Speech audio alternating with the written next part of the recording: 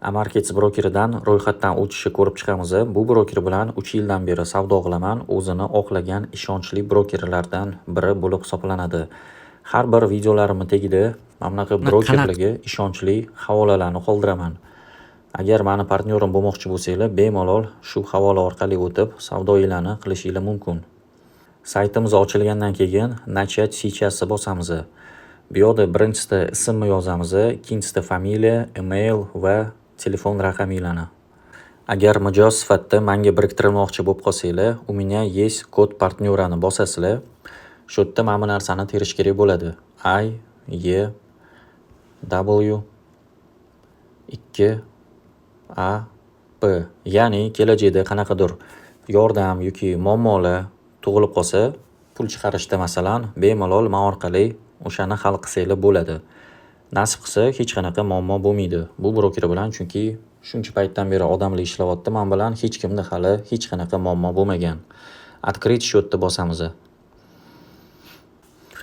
Kimlardadir srazu shaxsiy kabinetga kirib ketadi. Mabodo mana bunaqa chiqib qolgan bo'lsa, pochtalarga kirib, login parolinglarni ko'rib olishingiz mumkin bo'ladi. MetaTrader parol logini berilgan va shaxsiy kabinetda ham parol logini berilgan. Shuni adashtirmanglar.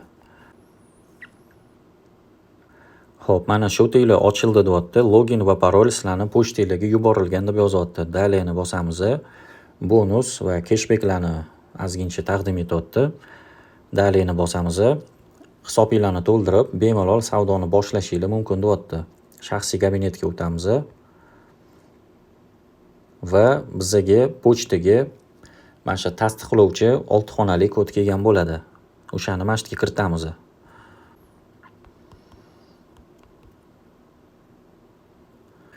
Xo'p, hozir qo'ng'iroq kelar ekan, oxirgi 4 ta raqamini shu yerga kiritishimiz kerak bo'ladi, qaysi raqamdan qo'ng'iroq qilishgan bo'lsa.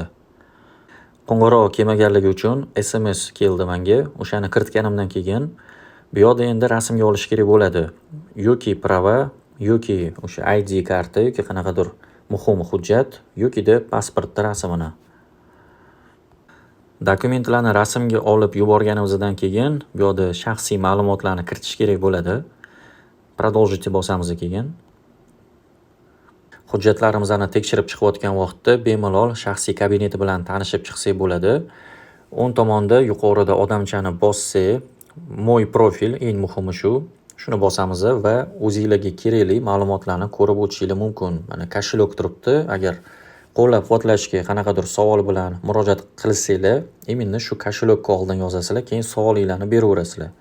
Pastroq tushsa, mana bu yerda parolni o'zgartirishingiz mumkin yoki qaysi ustroysolardan sizlarning akkauntga kirganlarni ko'rishingiz mumkin. Eng pastida agar parolinglarni mustahkam qilmoqchi bo'lsanglar, faqat sizlardan boshqa hech kim kira olmasligi uchun подключиться bosib o'rnatasizlar. Chap tomonda 3 ta chiziqchani bosamiz.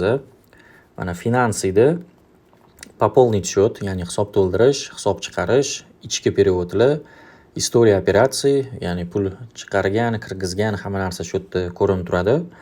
Masalan, hisobni to'ldirmoqchisizlar. Verifikatsiyadan o'tgandan keyin пополнить bosamiz va mana ro'yxatdan o'tganimizdan keyin bizga standart счет taqdim etib berilgan. Bu yerda кошелек va oddiy MetaTrader счети.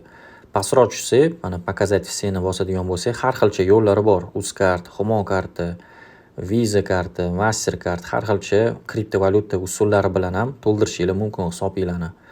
Masalan, mana shu shotimni to'ldirmoqchi bo'lsam, birinchisini bosaman, Uzcard va Humo karta orqali yoki farqi yo'q, Mastermi, Visami, любойni tanlaysizlar. Bosganingizdan keyin mana nech pul summa to'ldirmoqchisizlar va пополнить bosasizlar dalshi. Bu brokerda minimum mana $100 to'ldirish mumkin, chunki $100 past pul bilan savdo qilishi ma'nosi yo'q. Xo'p, dalshi chap tomonda 3 ta chiziqqa bossa, finansiyni ko'rib chiqdik bu yerda. Keyin servisiga kiramiz.